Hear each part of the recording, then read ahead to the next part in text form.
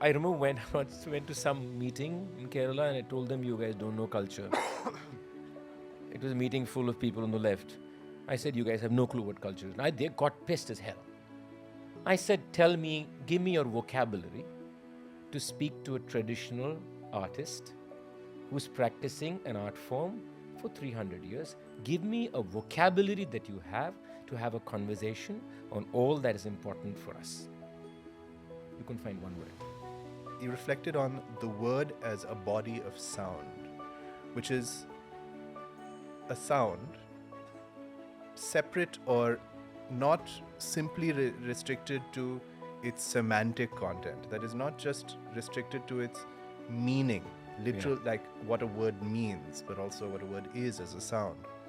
And you said something about the union of the melody of a word and the syllable of a word. And it's a balancing act in some ways of what you want to signify about the real world and just what you want to express at the level of spirit. It's a great honor to be here with you, TM, to be here with all of you. Thank you all for making it here and being a part of this celebration and observation of 10 years of G5A. Let's give them a hand. Just want to say a quick word of thanks, especially to the staff and the management and everyone at G5A. It's been a weekend of events, and I've just been blown away by how meticulously and thoughtfully arranged everything is. So thank you very much for that. Voice and responsibility. That's the theme of our conversation. Let's start at the most literal level. Voice. How is your voice? Because you've been using it a lot, TM, for the last 2 days. It's okay. It's not the best. Yeah, well, but it's okay. I'm managing. This is a test of a professional. Yeah, absolutely. I'm not singing this evening, luckily, so I escaped that. But on Friday night, you were singing and you had a substantial concert. And on Saturday, you had a long artists roundtable, which I was also a member of, and I think a couple of the other participants, a wonderfully diverse bunch of artists from different fields and practices were all together, and we were meant to talk for 3 hours, but ended up talking for more than 3 hours. Yeah. And listening. And then this morning you had a master class, and here we are. So I'm glad your voice is Thank you very much, Raghu. as resilient as it is. Let me just start by asking you to reflect on the weekend we've just had. Are there any particular moments that comes first to mind about that are with you right now? Yeah, I mean, I think there are. There are some moments in the concert that stay with me. Difficult for me to exactly say what they were, but there were some moments in the concert that stay with me for sure. And I think yesterday's roundtable was special in many ways. We were both part of it. A lot of moments in that roundtable stayed with me.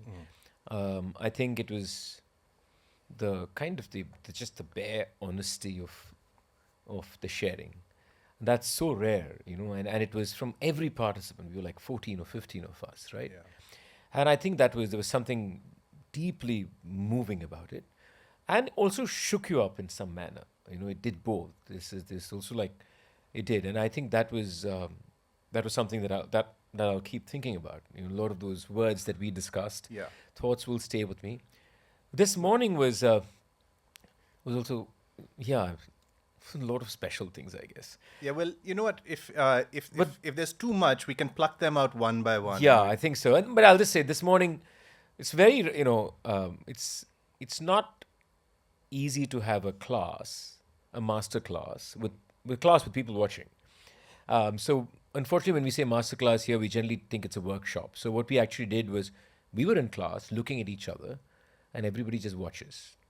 So that nobody was participating. They had to just watch us have class for 2 hours. Remarkable. I think what was special is it really became a class. That's very hard. It very rarely, because there are eyeballs, but I think it really became a class, both for me and Vignesh, who's somewhere here. So I think that was also quite beautiful. Yeah. You know, in the spirit of the roundtable which took place yesterday, and I think here's Bhushan over here and possibly a few other participants of the roundtable from yesterday. Let's treat this as far as as possible also a little bit like a roundtable. I know that many of the people in this audience are, this question of voice and responsibility encompasses your life as much as it does TM's and mine. So, please just feel free to put your hand up, and although the lights in our eyes are pretty strong, please just don't wait till the end of the afternoon for a Q&A session. Please jump in with questions that you want to ask TM, and Or you. yes, or even me, and particularly anything that you think is worth explaining in greater detail. You know, I think it's worth always worth clarifying things as much as possible. So please, you're welcome at any moment, is what I mean. Just let's stay with G5A for a few minutes. What is your connection to this place over the past 10 years? Well, I think I first came here to sing.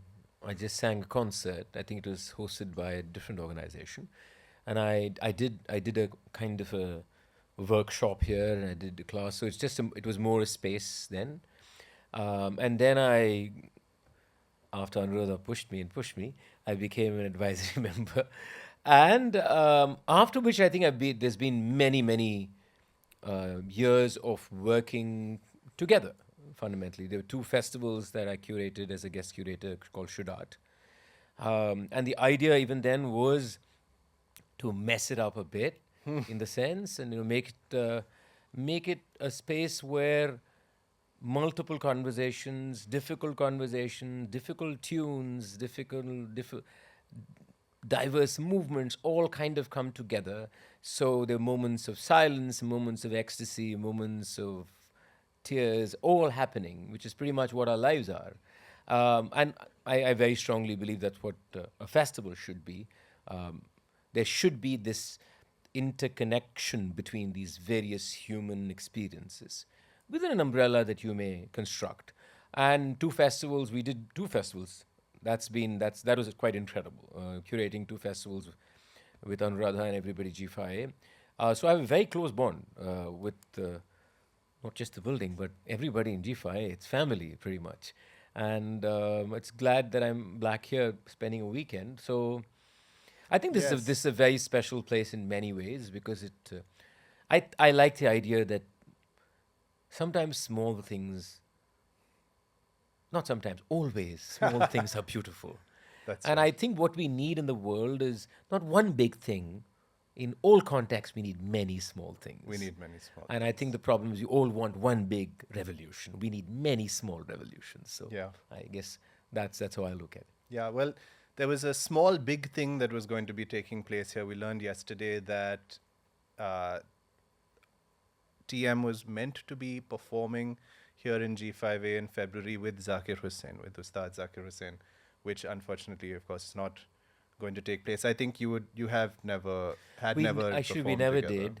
We did, I think, quite incredible conversation. It's on YouTube. You can go watch it. Oh, really? During COVID, we did a conversation on, I think it was something about crossing boundaries or something. There's some theme like that. And I have an anecdote. So Zakir Bhai, of course, I mean, we know each other personally. Okay. So this conversation was online. And I remember emailing him and I'm saying, so Zakir Bhai, it's a great honor to do this, blah, blah, blah, blah. Then I got pronto an email saying, this is my number, I need to chat with you. So I said, yeah, sure.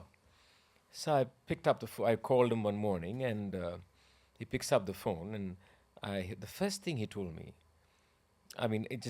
he said, I've heard all your recordings. That's the first thing he said. I said, thank you very much. And then he said, there's that one recording with this lady who plays the Nadaswaram that you've sung? I said, yes. You know what's the most beautiful part of that recording? I said, what? There's a point in that recording where you stop singing and just show your hand to her and say, you please play. And I mean, I think it's not that he said that about me. You know what I mean? That sensitivity to notice that that's something important. That's something special. There's something very, very human that you do. Sometimes we forget even artists that we do, and that you listen to the other person. And sometimes when the other person is just flying, you just let the person fly and step back and say, "Go for it." I remember that's the first thing he told me on the phone. That's beautiful. I still remember that. And unfortunately, we were supposed to play together. It just didn't happen. But Yes, I know. Well, that's our loss, as is, everything about it. Losing him is our loss. I have to ask you about this. Were you really surprised that he noticed that? Because speaking as a non-musician, one of the things that gives me a pang of envy when I watch any musicians play together, especially great musicians, is the form of unspoken language that exists. There's so many levels, many of them not perceptible to me, I'm sure, of communication that are taking place as a performance music. Yeah, plays that's true. out. And some of them are verbalized, some of them are non-verbalized, some of them have gestures, and some of them don't even seem to have gestures. They're this kind of implicit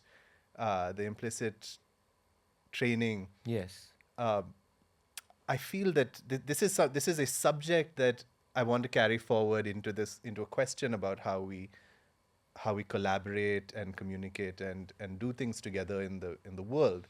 But we can come to that later. Isn't that something that's really that he would have noticed, the moment in which one musician passes the... Okay, it's yes or no, yes and no answer. I'll tell you why. I agree with you that yes, there's a lot of such movements that happen. Sometimes we don't even look at each other. It's just carried forward, right? Yeah. But there is also the fact that you have multiple egos sitting on stage. Let's not forget that. Yes. And you may not notice, like you don't notice, there is a battle for egos happening too. Right. Of course. And depending on where you're seated on the stage, the ego is bigger or suppressed, right? So I'm the center of the stage. My ego is overflowing. Everybody else is like subservient to my bandwidth of importance, right? This is true. I mean, you just have to accept because this you're is the true. soloist, the singer. Yeah, whatever. There is that whole power dynamic that's at play. So even in that sharing, there is an unease. That's true, right? Everybody is not truly free, as we like to believe. They're not. So it's not very easy for an artist to say, you know what, this is just too beautiful. I'm just going to step back. And it's usually hard. And even when it happens, if I was watching it, my tendency would be to suspect the intentions of the person. It's true. Yes. I would say, what was that all about? But that's why it surprised me, because I know what happened that day on the concert. You So remember? I know what happened. Right. It was that she was playing gorgeous music. Right. I was like, I'm going to disturb it if I do anything at this moment. Right. Because if you see that video, it's online, there's a clip of it. We go exchange one after another. And there's a point at which I smile and I just back off. Because she was just gorgeous.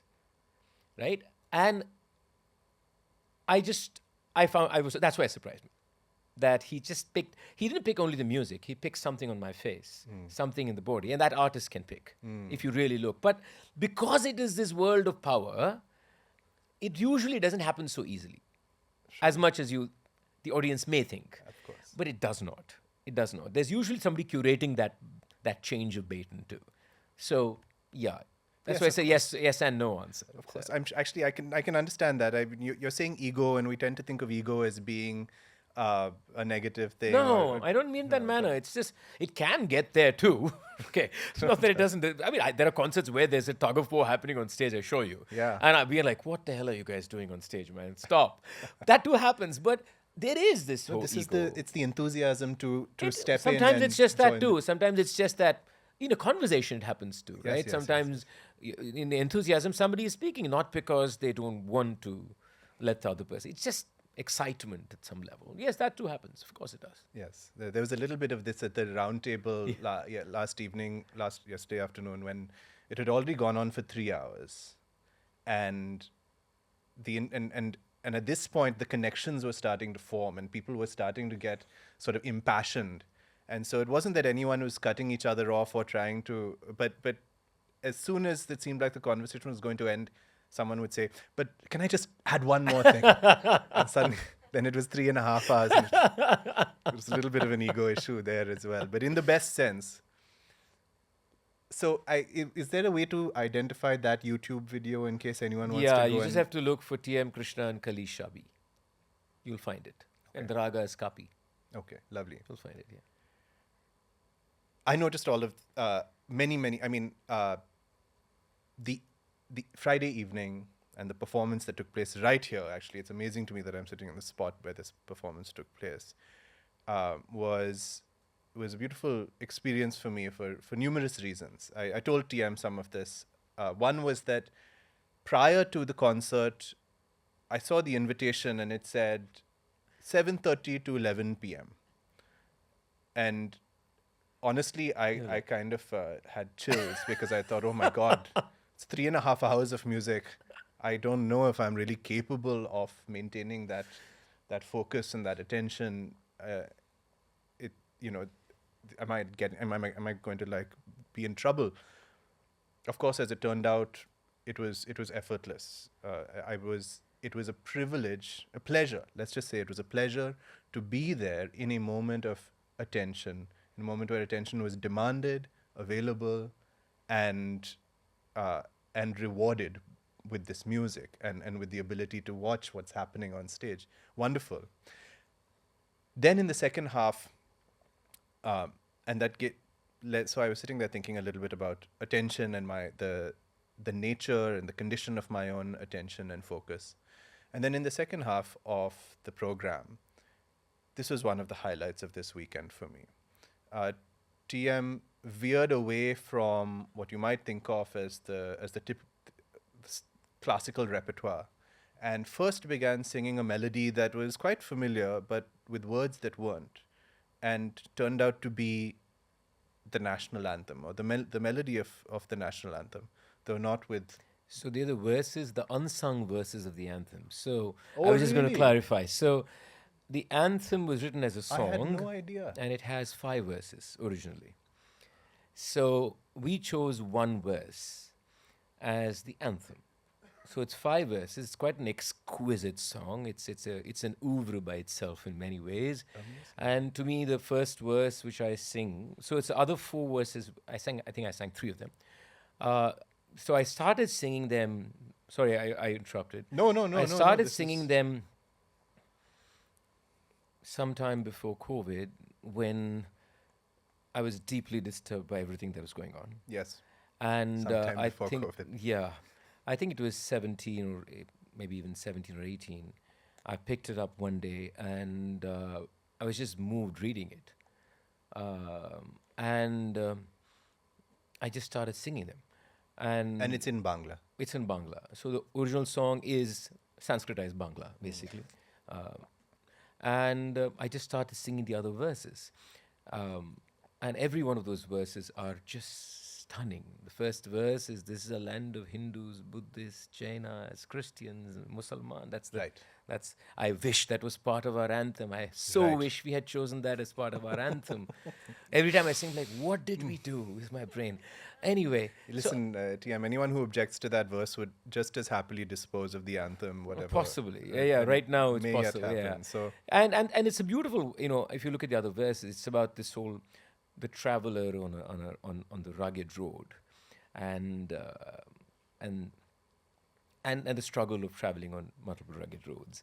And then it goes on to wonder where the sun is going to rise from, and he ends by saying it will rise from the northeastern hills, which he's talking about northeast India.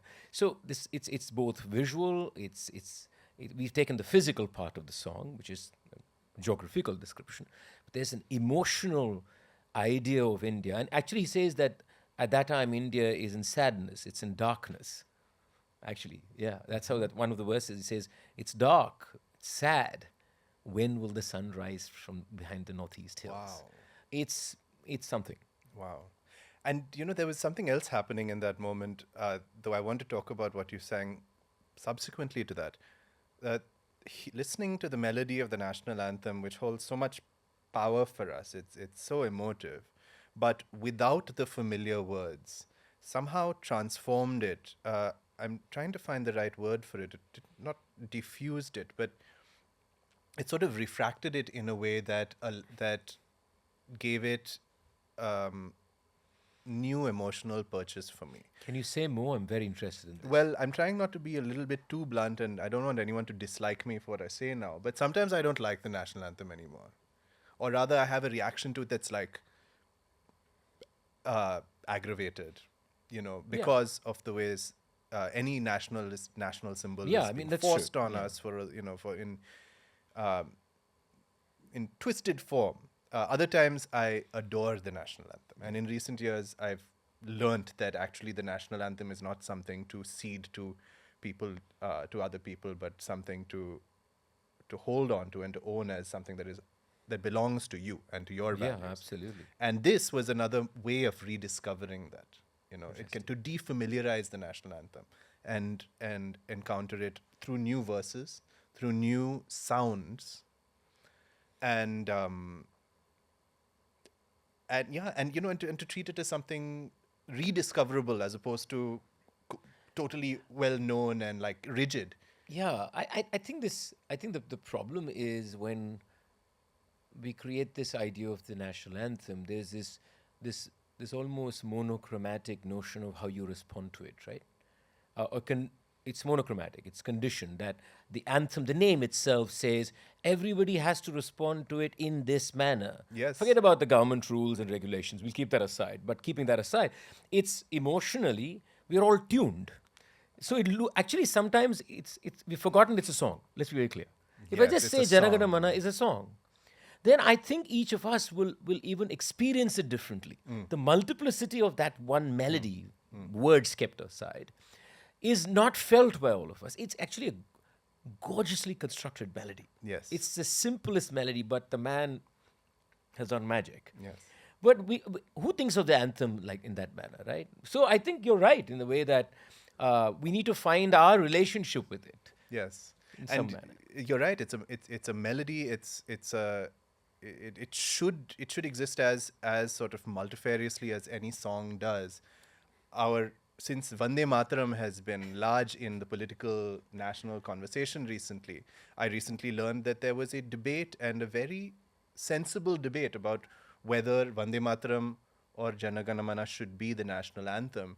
And some of the leading figures in the Congress weighed in and said, this is a much better melody. And the national anthem has to serve certain melodic, sort of emotive purposes. It needs to be singable, and you need to be able to march to it or whatever. So let's go with this one. And, obviously, good thing they did, because it's a beautifully powerful, Absolutely, effective absolutely. melody. And I felt that anew yesterday.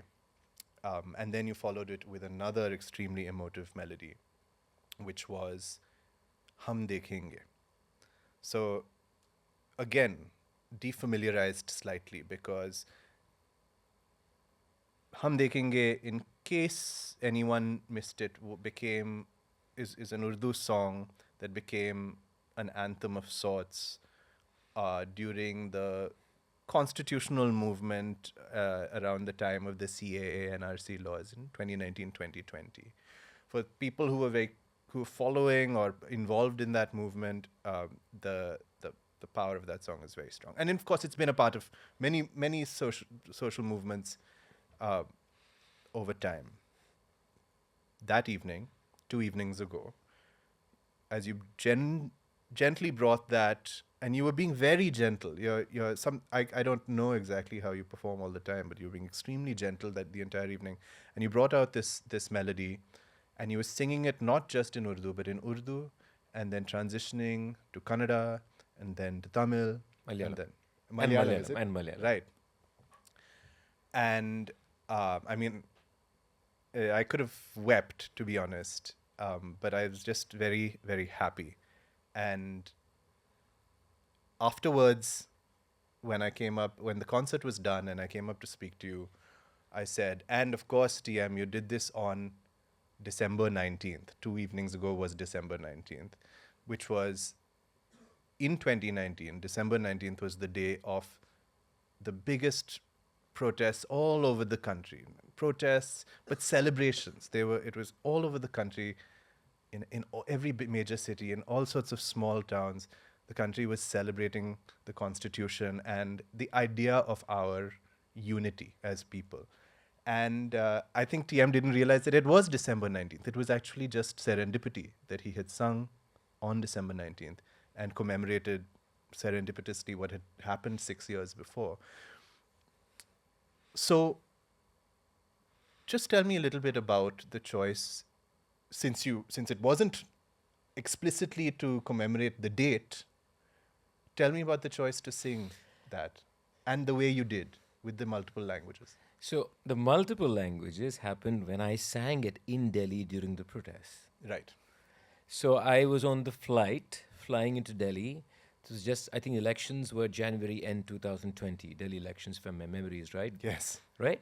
They were in February. Early February, Yeah. right? So I was there in January to sing in Delhi during the protests. And I was on the flight and I said, I'm going to sing Hum Dekhenge. And I was just looking at it. Then I realized I knew there's a Tamil translation, a Malayalam and a Kannada one. So I know Mamta had translated in Kannada. I know the person who translated. I quickly checked it and I constructed it.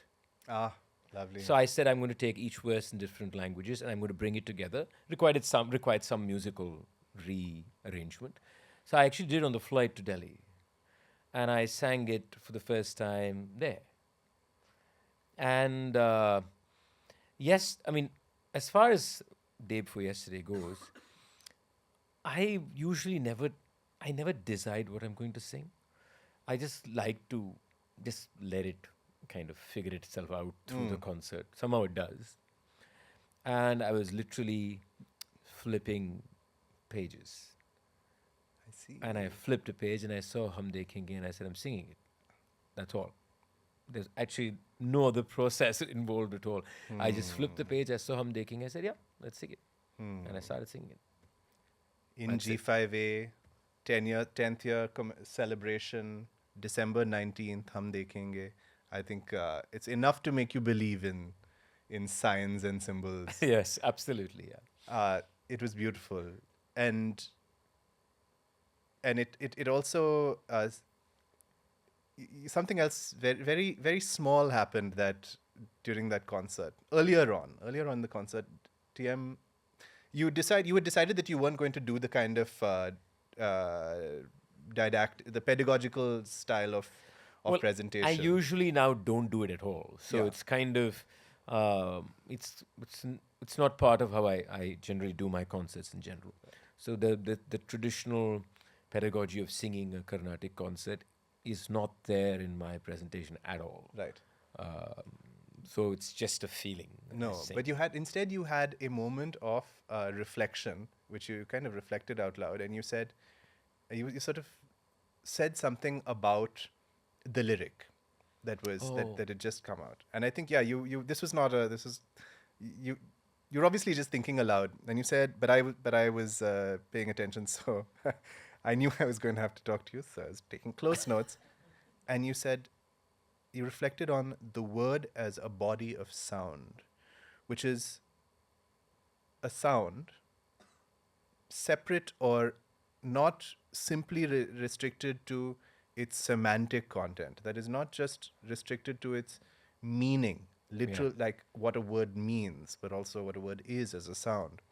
And you said something about the union of the melody of a word and the syllable of a word, which has been running through my mind again and again about the way song, I mean, many people have actually spoken about this with great wisdom in the past, but song is the union of meaning and melody. It's the union of, and it's a balancing act in some ways of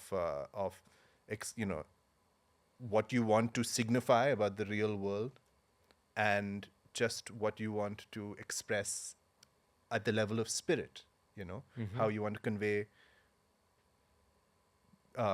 sonic movement and emotion and for you more than anyone else, I think that I know of, this balance is a very serious question. How much do you want song and music to speak to the real world?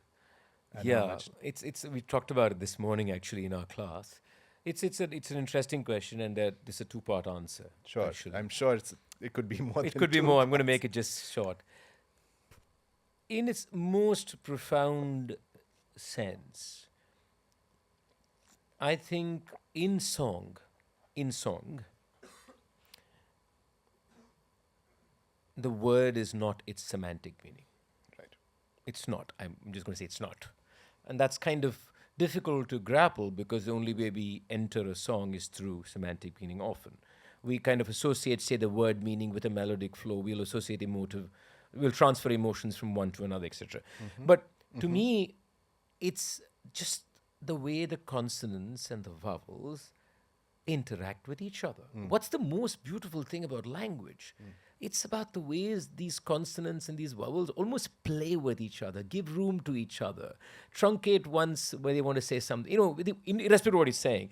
It's almost like it's almost like a dance of sounds, and that I can picturize. And yes, they come and land up as meanings. I'm not denying that, but this to me is something we don't often engage with enough. Absolutely. So, and I don't know why we don't engage, because it's just so gorgeous. Sometimes you just say a word. Often I've noticed even when I write, I have this problem. I sometimes pick a word because it sounds, and then I'm like, no, I can't use that word, but it sounds so good. Dangerous. You know what I mean, right? Yeah. But I know I'm tuned through the ear. I mean, I perceive through listening. That's how I see the world. The world is through sound, so I see a word as sound for me. So I think that there is something to the meaning of sound, the meaning of language in its way it's constructed as a language. And every language has its own emotive palette, right? So the way ha can mean something else in one language, same ha can be completely different sensibility in your heart in a different language. This is what I mean. Now, I have been talking about this for some time now. Basically saying, say if you didn't look at meaning and you entered songs that whose meaning may bother you, maybe you'll enter a new space of understanding something, Right. Yes. you know? Or a worldview that you will not see before. Right. It's just a possibility, Yeah. right? Or maybe we'll have a robust discussion post that experience. Because we can't experience this until we are already blocked by the fact that I don't like that. You're saying something I don't like, or you're saying something, right? So this is one.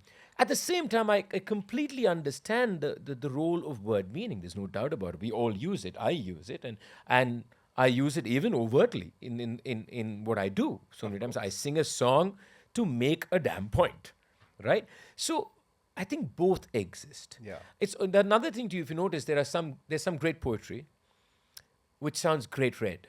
You can't sing it at all. Interesting. There's some Interesting. great songs that may not be the best within quotes poetry by itself. So the question is that. So then when poem becomes song, there's some other quality. In fact, in traditional literature, Yeah. including Sanskritam, the priority is often to prosody and alliteration.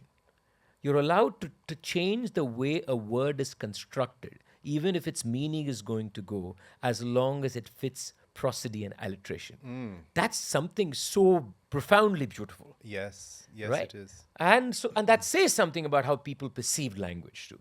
So I think that there is this tension for sure between the two for me. There is this tension, but I feel I need both those perceptions to create the dialogue. Absolutely. I think this is a subject that is so that's so rich with possible significance and leads out into so many different kinds of thoughts. It might just occupy the rest of our conversation unless someone jumps in. Obviously, among other things, it means that you can love music that's in a language you can't speak or understand. Which we do, which right? is what I was doing for most of that you can, evening. absolutely, yeah. That you can receive something from it, even at the level of meaning, but not at the necessarily the level of semantic. Exactly. I think what you said is so important, Yeah. Raghu. That you can receive something at the level of meaning is so important. Right. Because we think that if we don't understand something, we can't receive meaning. I think what you said is profoundly important. Yeah. You can still receive meaning. And I think that's the point. That's really the point, actually. And then there's this sort of, there's the question of the reverse direction, which is, I'm a writer and a journalist. I've been more, I've dedicated more of the past decade of my life to being a journalist than I am doing at the moment. So I've spent a lot of time in writing, using words that are aimed at providing information or making an argument or persuading people. And as I'm sure many of you also feel, the ability of words to actually persuade seems to kind of be breaking down a little bit. Our ability to argue meaningfully, to reach each other, of information to even have an effect on anyone, and the position they occupy or the headspace they're in seems to be very badly challenged. I think about that all the time. I don't feel content with the tools of a journalist right now, particularly the news and the kind of the informational systems, because I think that they are not reaching us and they're not helping us reach each other the right way. And the tools are still at the bottom of it. They're still words. But there's this, words can also then adopt the form of music through songs. And unfortunately, in journalism school, they don't teach you how to do that. But that is a huge part of our culture, of our Sanskriti, of the world we live in. It's like, I think it's one of the great blessings of being a human being is that we have songs. And so the question is there a way? And of course, there is no one I would rather ask this than you, TM. And it's a question that I've been thinking about for at least a year. Is there a way that our intellectual tendencies, our argumentative tendencies, our efforts to create change in the world, to do politics, is missing something by not using song? Absolutely. Absolutely. And I want to add something.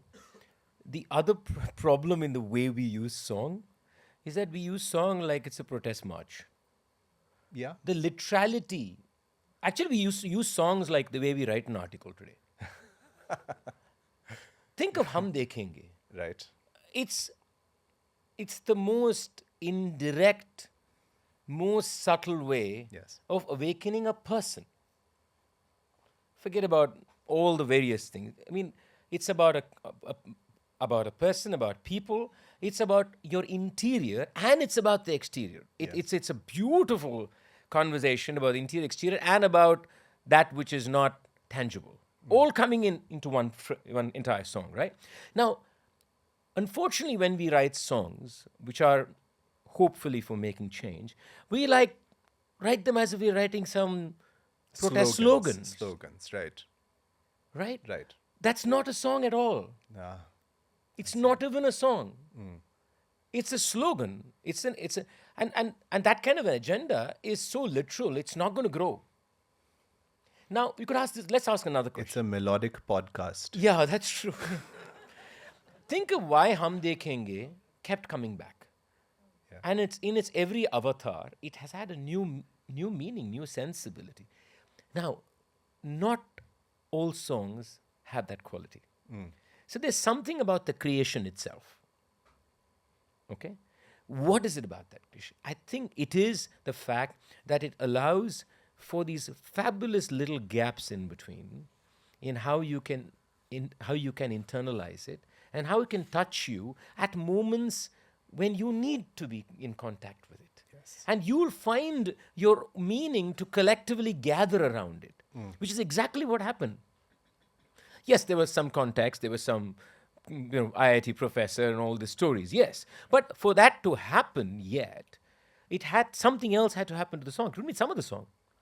So I think what we forget is even when you want to make a political song, a song for change, it has to be a song that can grow. It can be a song that breathes. It's a song which is not a diktat. It's a song that says, this is horrible, all you guys, straighten yourself up. No. Songs have to be possibilities. And I think that, within quotes, the liberal world has completely screwed it up. I remember when I once went to some meeting in Kerala and I told them, you guys don't know culture. It was a meeting full of people on the left. I said, you guys have no clue what culture is. They got pissed as hell. I said, give me your vocabulary to speak to a traditional artist who's practicing an art form for 300 years. Give me a vocabulary that you have to have a conversation on all that is important for us. You couldn't find one word. Only thing you could tell them is how this is wrong. This is not how the person should practice. This is what the person should be doing. How there's so much social disharmony in his practice. We know all this. But what is your conversation with that art form? Conversation with those songs? How can those songs be your... This is the problem. Yeah. We want everybody to have a flag in their hand. That's not how change happens. Yeah. Can I tell a story? Please do. I don't want to... No, go ahead. To deviate too much, but I began to feel this very strongly over the course of the past year, partly because of what's happening in Gaza. And, it's important... If you're paying attention, it's impossible not to have,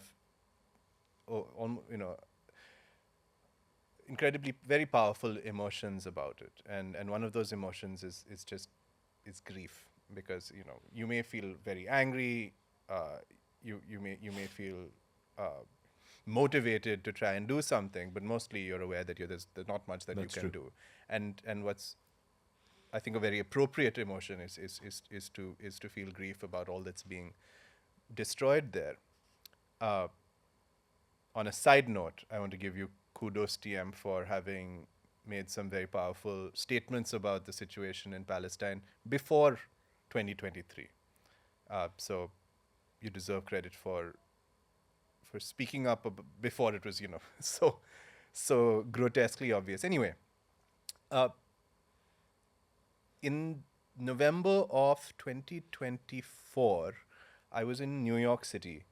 And unlike here, over there, you can actually gather with other people to recognize the fact that there's a genocide going on. Unfortunately, in India, it seems that you should go to jail if you do that. But in New York, I was eager to go there because I felt like I could participate, if not in a protest, then in this event. This event was at the Riverside Church, great cathedral in the upper Manhattan, and there was going to be a panel discussion there with Ta-Nehisi Coates, who's this brilliant writer who is stepping up to speak about Palestine and the genocide. So I reached there. I was there on my own. I reached there. There was a line of people going all around this huge cathedral, and inside, rows and rows and rows, balcony upon balcony of people who had gathered in order to be there together and for something. And then this panel discussion took place. And you could feel that everyone was very patiently and respectfully listening to... I realize that this is a discussion here, but in this situation... No, tell me so. Go ahead. Go ahead. Patiently and respectfully listening to this panel discussion of these brilliant people of great integrity up in the distance in this humongous, gorgeous church. Thousands of people. And then the discussion ended, and everyone kind of shook themselves out of their respectful posture as an audience and took off. And something about that bothered me. And then a few months later, I was in Bombay, and another much smaller effort to observe the fact of the genocide took place in a gallery in the fort called Method. It was a little open mic event where mostly very young people were reading their poetry, and some older people were reading a few words. And then at the end of that, the composer Swanand Kirkire stepped up and sat in front of this very small audience, what's much smaller than this group here, and he sang, and then he gave us a few lines to sing with him of a very simple song that had no political content on the surface of it. And by singing 3 lines together, everyone was in tears. The emotion that we had come to feel together was waiting to be released by the act of singing. Yeah. And for me, that was like, even now, I'm honestly getting chills talking about it because it was so palpable at that time. And I realized, oh, what happened in New York was that we were in an actual structure that's designed for singing. Exactly. I was just going to say that. You know, Yeah. that vaulted chamber is meant to be filled Absolutely. with choral song. And hundreds of people had come with their emotions. They didn't need to learn anything because they already knew enough. Yeah. This strange cult of informational persuasion was really misplaced there, although everyone there was there for the right reason. What everyone needed in that moment was to be able to access the grief and the emotion that was locked up in them by being invited to sing together. Absolutely. I mean, That's yeah, I mean, if you think of why do you have rallies, for example, sorry, I went straight there. That's where my head went. Or in Why do you Tamil- have? rudalies? Can you tell So me? rudalies are women who sing when there's Yes. a death in a house. Right. Or in Tamil Nadu, they're called Oppari, okay? Oppari singers. So, I mean, so I'll give you actually another anecdote. I'm so sorry about this. So last year, I think people like anecdotes, right? Anecdotes are good. okay, so I had curated a conference, a music conference. Yeah. It was supposed to be a classical music conference, and I'd made sure that it's not just classical music, and I had brought in multiple other conversations into it. And one of the presentations was about Oppari, which is like Rudali, but in Tamil Nadu, it's called Oppari. There are multiple traditions in every district of Tamil Nadu. Most people know very little about it. All people think is that these people wail and sing. Yeah. So what they do is they have multiple songs. Some of them are pre-composed. Some they'll come and ask information about the person who died, and they will add that to the songs. Okay. So this man, I still remember sitting on stage. I was the convener, so I was on stage, and it's a presentation. It's not a performance. It's like an academic presentation. So there was scholars speaking about it, and this man started singing, and he's demonstrating. Remember that. The wailing becomes part of the tune. I can't even explain that to you. The song will go and the wailing will come. You can't separate the wailing and the song. And then he started crying. He was crying. There's no death there, okay? Yeah. Right? Remember It's not an actual funeral. Yeah. And I'm still sitting there, and my another colleague was there, and we were like, he's crying. So after I had to ask him, I said, I have to ask you a question. You may think it's inappropriate. Can you tell me how you cried? And he said, the moment I start singing, the sound of the wailing and the singing, I just enter that and I will cry. Just the power of the sound, and wailing, I brought wailing in because I think maybe it's appropriate, unfortunately, to what we're talking about. Yeah. But I'm saying just the power of sound, of power of just singing.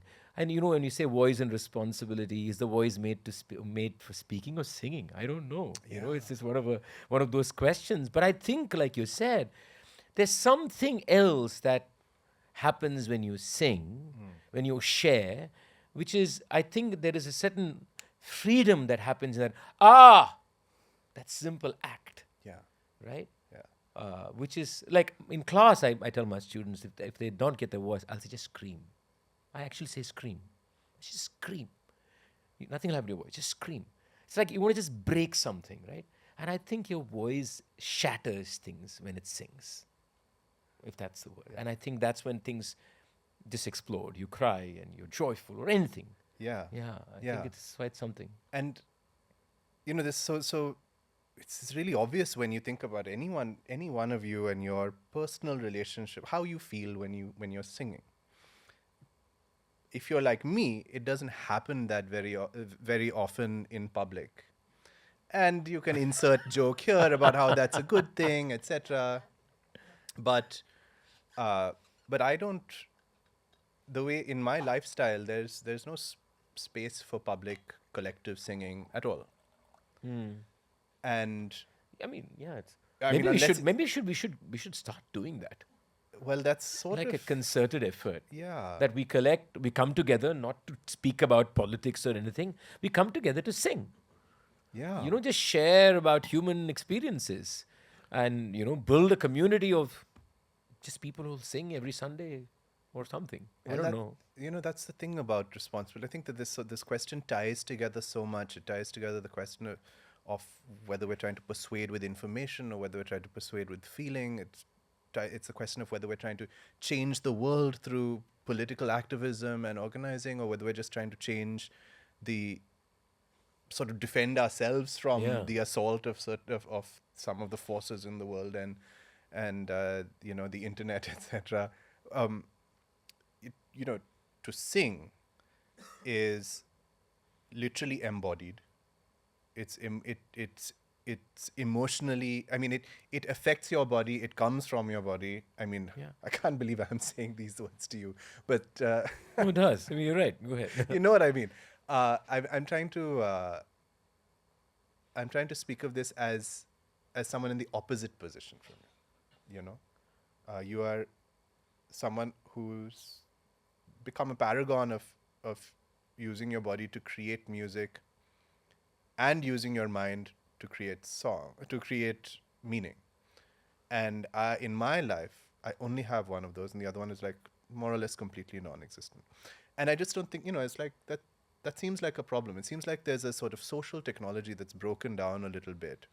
And this, to get to the point, if this is a conversation, art, voice and responsibility, if this is a conversation about how we change the world or how we build community, how we form collectives, then I really think that singing is probably part of the answer to that.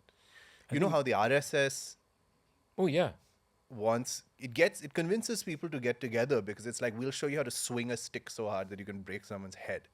You know, it's like, okay, so we'll give you an embodied experience, empowering, and it'll be an enactment of violence. So part of that is actually a good idea, and and there's an alternative, so which people have done throughout time. Absolutely. No, it's yeah. I think what you're saying, what you're suggesting is, I think, very important. Is that like you said, people have gathered to sing. Actually, it's not that they haven't, right? No. They probably not haven't in this sense, in this kind of response for what we are witnessing or participating in today. But it's so important because there's something, you know, when you sing, when you share, say, a tune with somebody, you know, there's something that happens between the two people that the two individuals cannot at that moment explain, right? There is a sharing that is, what is the sharing? I don't know. We just sang and we looked at each other and smiled at each other. You know, we don't value that simple act. That you Yes. stand with a stranger and you sing and you smile at each other. We think it's an irrelevant thing. It's a very, very, very important thing, right? And I think the song does that. The song really does that. And it's happened sometimes if you even, I mean, this happened in one of the festivals that we were curating. We worked with a fishing village in Chennai. We've done a festival there for many years. This is the Urur Olkot Urur Kuppamvida, Olkot, yes. which we did with Saravanan and all my friends. And the whole idea of the festival was to, again, mess things up. Basically curate a festival on the sands of the beach, but not the beach of the middle class, but the beach of the fishing village, where we are advantageous in Chennai is because the fishing village is right plonk next to a very, very well-known posh middle-class neighborhood. So there's a great crossover you can create naturally over there. The neighborhood being Besan Nagar. Besant. Okay, so, and this village has been there 300 years before that. So they'll always tell you we are the first settlers here, which is true. So we did this festival, and the whole idea was to create a kind of a multi-genre festival where you have different people coming for different things, but messing their experience there without saying anything. So they'll have to experience things they've never done before without knowing they are doing it. So, and everybody sits on the sands. I don't care who the hell you are. So you had all the middle class appearing, say, for something that they saw was, say, Bharatanatyam or something. But they're also going to listen to the Fisher songs. They have no choice. And they're all buying bhaji and sitting on the sands. And I've watched it. And people said, have you made, like you said, have things changed? I said, you know what? I don't know, but things did happen there.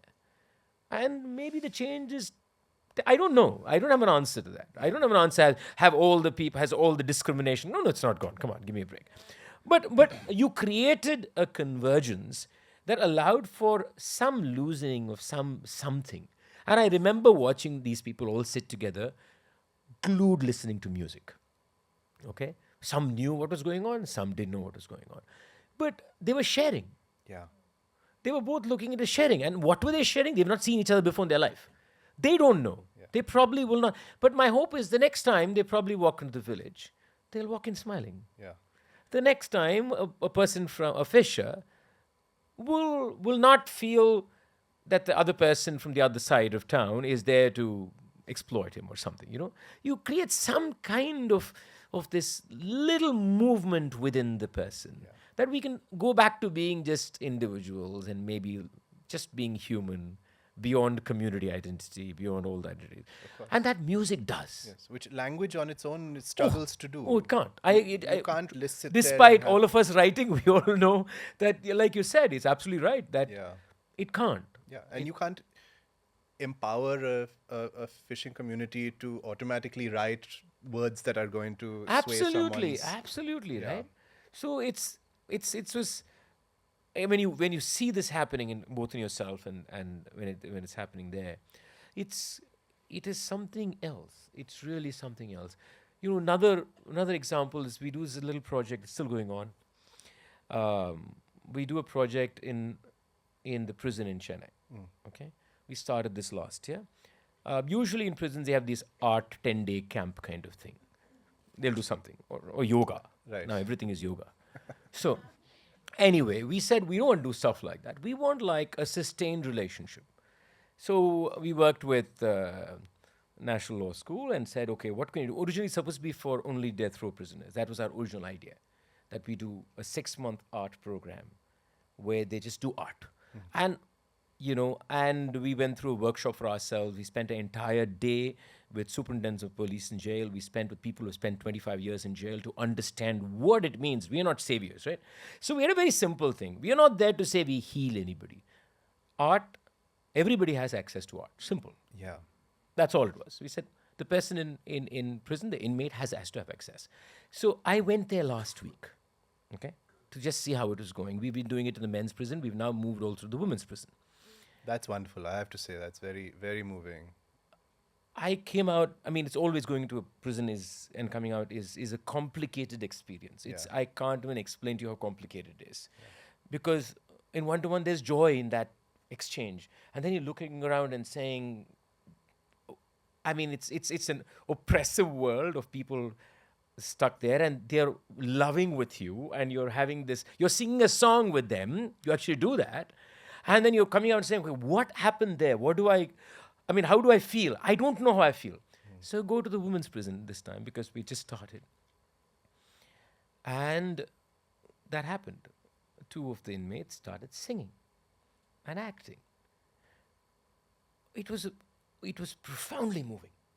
It was just so moving. And at that moment, for everybody there, we didn't know where we were, including the person singing. Right? It's her reality more than mine. I'm a visitor. Her reality is 24/7 there, probably for the next 20 years. But when she was singing, there's something that happened to her. And she said it. Right? And there's something that happened to all of us. And we kind of, I don't know how to explain it. I mean, it is complicated, but there is the song, the tune, the voice. Yeah, the voice. There's a voice there. There's that something that it does to you. Yeah. And then something, it builds something. It builds a relationship with people. Now, I don't know why somebody is in prison. I don't know what crime was committed. But I built a relationship through song. Yeah. And I really, at that moment, don't care about the crime, within quotes. Yes. No, of course. You know, it's complicated what I'm saying. I know how complicated it is. But I think at that moment there is something there. And we have to kind of hold on to those things Yeah. in some manner. There's something you've been interested in for the last couple of years, which has been a major interest of mine in the last few months. And I had an email arrive from your official newsletter sometime this summer, and it was very serendipitous. And it's the Edict Project. Yes.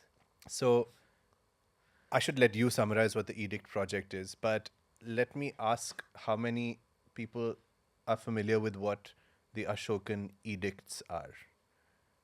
No, is anyone not familiar with what the Ashokan edicts are? Because I wasn't that. Okay, there are a few. Yeah. The Ashokan edicts are an absolutely remarkable, extraordinary artifact of Indian society and the past, which is inscriptions, mainly in rock faces, in pillars, in a text, in a script that's called Brahmi, Ashokan Brahmi in this case, and that were made during the reign of Ashoka, which was about 300 years before the Common Era. And there's many reasons why they are extraordinary. One is that they are the earliest form of legible script found in India. So they're the earliest. I mean, we have some signs and symbols on those Indus Valley tablets. We don't really even know if those are scripts. And if someone tells you they know how to read them, which they do on the internet, you shouldn't believe it. But Ashokan Brahmi has been deciphered and has produced. The reason we know what the Mauryan Empire was and the Mauryan world was is because people have managed to decipher these inscriptions. And the place where these inscriptions are mainly found are what are called Ashoka's edicts, which are spread all over the country and give us a sense of how large the Mauryan Empire was. So this summer, for very sort of personally difficult reasons, my wife and I were in Bhubaneswar. You went to Dholi? Yes, and by pure chance, I was sitting and reading about the Mauryas and about Ashoka, and she took me to Dholi for an outing to get away from some hospital duty we were doing, and stumbled upon a rock edict from 2,500 years ago that is so cleanly chiseled, so deeply intriguing and beautiful. One of the major rock edicts but there are many all over the country. Anyway, coming to the point, Krishna TM has been working with the edicts and with the texts that they record for the last few years. Yes. So everything started during COVID, I think. I don't know. But this also started during COVID. Yeah. Yeah, I did. The edict you saw is a very special edict also. I'll tell you why. Yeah. Yeah, it's actually, it's one of these edicts that also create a certain important conversation about Ashoka. So anyway, I'll come back to that because I love the Dholi inscriptions. So Ashoka publishes right now it's found in about 50 locations. There are 14 major edicts which have been pretty much standardized. There were also 6 pillar edicts which came a little later. Other than this, there are of course others. So I stumbled upon it. Actually, it was Gopal Gandhi. We were having a conversation on Dhamma. He and I were having a chat. And we were talking about Dhamma. And we were having this very animated conversation about it. And as I was leaving his home, I remember he suddenly said, have you seen the edicts? Have you read them? And I said, not after school. So he said, okay, read it. And then next morning he sent me a translation home. Okay? And I started flipping through it. And then I called him back a few days later and said, Gopal, do you think I can sing it? And he said, that's a lovely idea. So then I got a Prakrit scholar, a Buddhist, and I got a historian together. We sat together and I just published an audio version of Ashoka on Dhamma. And they're Ashoka was extraordinary. I mean, it's just simply. I mean, the edicts are a collection of both his personal practices, and his what he believes should be societal practices. They're about also governance. They're about how he believes his officers and his bureaucrats should behave. They're about what kind of they're also instructions to, say, the monasteries and the monks on, and so it's an entire vision of his interpretation of Buddhism in public policy, if I can put it that way. Actually, that's what it is. It's Buddhism in public policy. And we're talking about what? 300 years before the Common Era. And you have this guy coming up with this ridiculous set of things, right? And there's environmentalism. It's talking about, it's fascinating. He talks about what is killed in the royal kitchen, what is not killed. Yes. It's And a whole list of 24. The list is 24 birds and animals. And he says we have this list of endangered species. Ashoka had it 300 years before the Common Era. I mean, it's phenomenal. And then he says in our kitchen, we used to kill X number. We're not going to kill as many. So there is also tension in Ashoka, right? It's not all clean. And I think that's the most fascinating part, that there's not an hagiographical reading, but there's tension. There's tension of power. There's tension that he can wield power. For example, which you saw in Dholi. So Dholi is where Kalinga was, okay? So in fact, Romila has written about this, and there's been something that's not been resolved, is why. So he writes 14 edicts, okay? One of his edicts, which is everybody knows, is called the Kalinga Edict, which is, I think, between 11 and 13. I forgot which number. I'm very bad with numbers, one of them, where he says he's contrite about what happened in Kalinga. He lists the number of people. He says it's a genocide because he says over a lakh of people died. And he says over 100. the school story we all learn about Yeah, Ashoka. right. There was a great war that he carried out. He saw the bloodshed in Kalinga. And then he repented. became Buddhist, right? became That's the Buddhist. only page you've read about him, I think, in Yes, school. yeah. So that's there in that edict. Now, what we are not told, there are two things. One is in Dholi, in Kalinga, 3 edicts are missing. One of the edicts is that. So it's one of the questions that I remember when Rumila and I had an exchange about this. So she said, that's unresolved. Why is that edict not there in Dholi, for example, right? So everyone in the country needs to know about the bloodshed at Kalinga, except maybe the people in yeah, Kalinga. it's a very interesting situation. What he does instead, he adds 2 more edicts, which if you saw the rock face, the edicts go like this, if I remember right, in the rock face, and then there'll be 2 on this side. Those 2 are additional. Now, they are very interesting edicts. In those edicts, the first time he says, my praja are like my children. Then he tells his bureaucrats on being very kind and very soft with his praja in that location.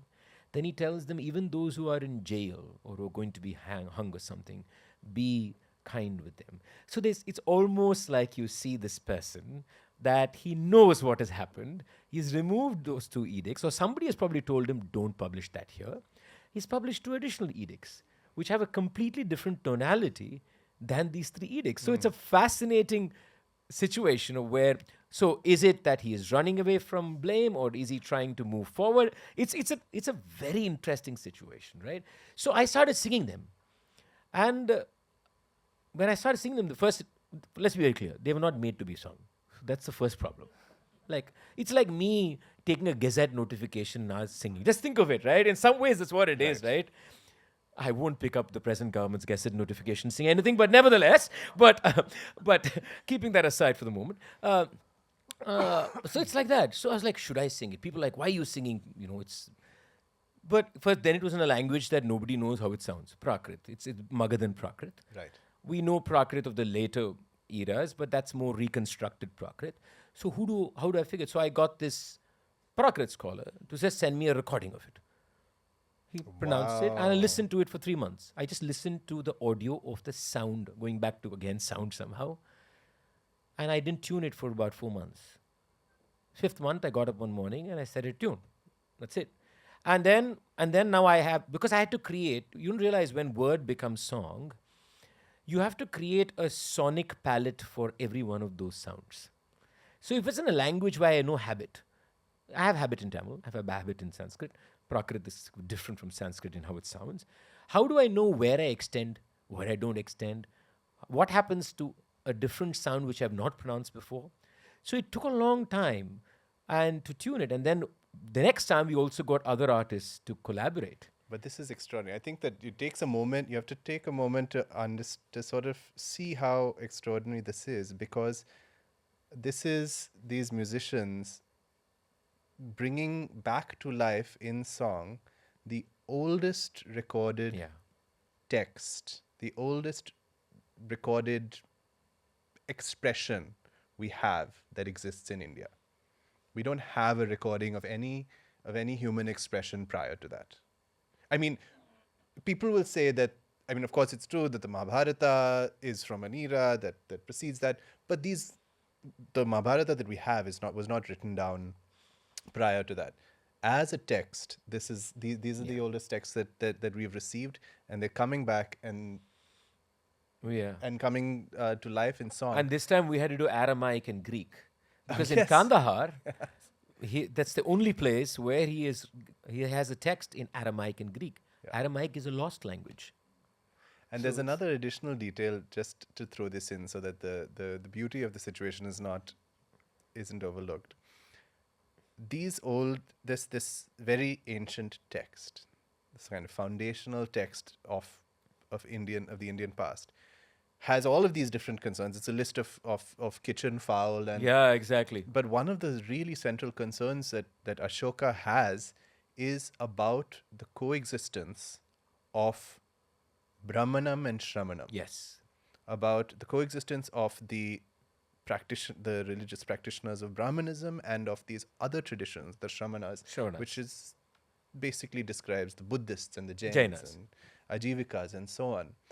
And in Romila Thapar's reading, this is a meditation on dissent and on how to manage For her, the word she uses. He's definitely looking at that. There's no doubt about it. Yeah. There's definitely not. And so if we have a lot of views on what Indian culture is and Indian tradition is. You hear plenty, but if you put stock in what's very old being very essential, then there is just no doubt that the oldest voices that speak to us from the past include these statements about coexistence, about dissent, about disagreement. Absolutely. Yeah. In fact, there's this verse which Professor Naresh Kriti translated, which I sing. I don't remember exactly. I'm trying to remember. My iPad. Are you going to sing No, Ancient Prakrit? I will try and see if I can. Do you have my iPad? That would be a good note to conclude. I think I have the translation in that. It's quite an extraordinary, because you said about diversity and dissent, because it's an extraordinary piece of writing there. Just give me 1 second, please. Yeah, Ashoka. This is the first set I sang.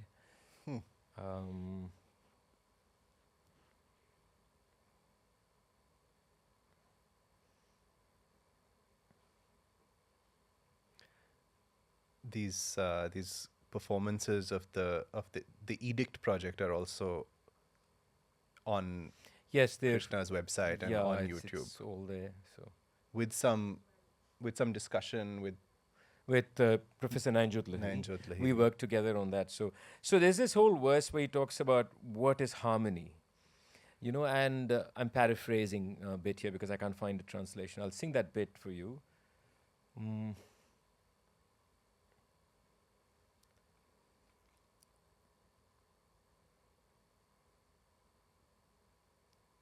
Yes.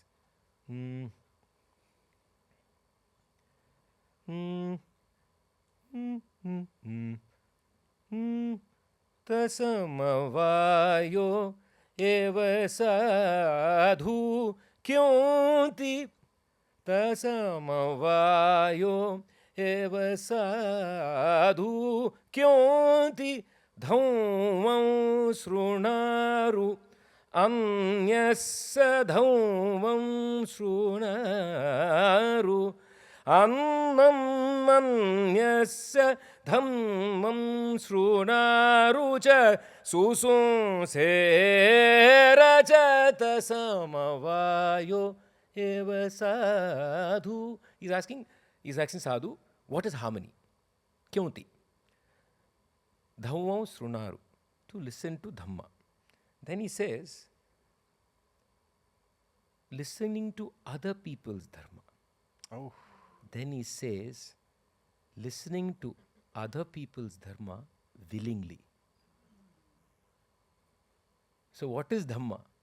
Listening, but listening to other people's dhamma. And then he qualifies it. You do it willingly.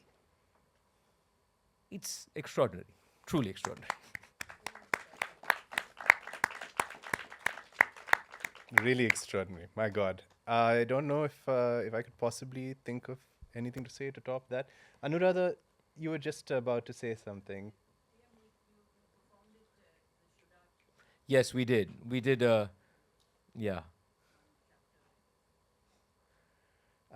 I think having you sing the words of Ashokan of Ashoka and his artisans who inscribed this in rock is as good as this evening is going to get. So unless you have anything to add. No, I don't. If anybody has anything to say, they can add. Anyone want to?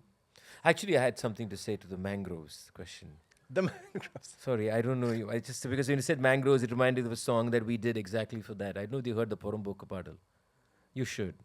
Oh yes, of course. Madras. Yeah, Speaking so to Bombay it's about mangroves. our mangrove problem. So it's a song it struck me as you were speaking.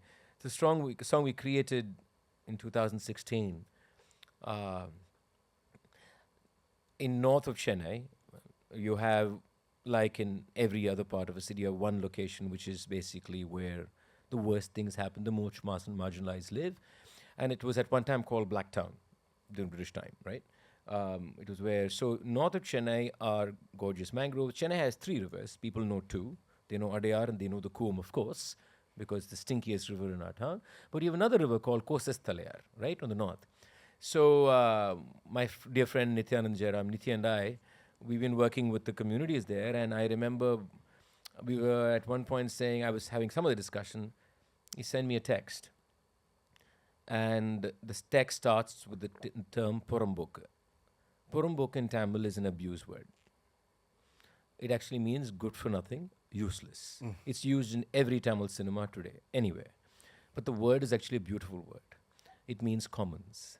But why did it become, for example, an abuse word? It means Commons. Commons. Wow. It's a commons. Poramboke is commons. So your rivers, your marshlands, your mangroves, and your roads, for example, are all commons. Now, why it became an abuse word? Simply because the British couldn't tax anybody on it. Because it is not private property. So anything that was commons became useless for the government, right? And then the unfortunate effect is anything that happens in the commons is then useless, which means people living there are useless. All their occupations are useless, their cultures are useless, their rituals are useless. So the entire thing then, and usually it's a marginalized community who are living in and off the commons, right? So anyway, so he sent me this song. And he said, can you sing it in Carnatic music? Okay, starts with an abuse word. So he gave it to me, and it's called, and the song addresses the problem of what's happening in North Chennai with the river Kosastalayar and the mangroves and the 4 thermal power plants that has completely ruined the place. So we released this song in 2016 in Carnatic music and in the franca lingua of the everyday person. The classical arts never, ever deal with the franca lingua of their times. Right. Never. They'll do it post facto. Like 200 years later, this is common Bhojpuri, or for 200 years before. Like, I will not hear a khayal in Dharavi Hindi.